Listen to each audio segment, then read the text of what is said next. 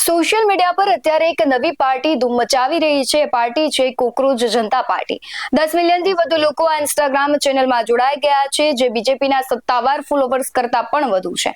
પણ ભાઈ, શું ખરેખર ભારતમાં આ રીતે કોઈ પાર્ટી બની શકે?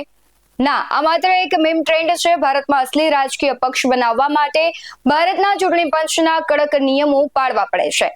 પાર્ટી બન્યાના 30 દિવસમાં ચૂંટણી પંચને અરજી કરવી પડે છે. નોંધણી માટે 10,000નું ડિમાન્ડ ડ્રાફ્ટ આપવું પડે છે.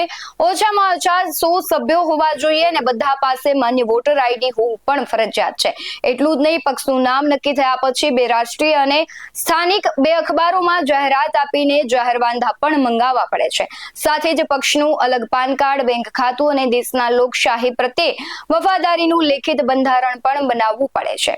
ચૂંટણી પ્રતીક પણ શરૂઆતમાં કામચલાઉ જ મળે છે અને જો 5 વર્ષ ચૂંટણી ન લડો તો રજીસ્ટ્રેશન રદ થઈ જાય છે. એટલે ભાઈ, સોશિયલ મીડિયા પર ફેન ફોલોવિંગ ગમે તેટલી હોય, અસલી રાજનીતિના નિયમો અલગ હોય છે.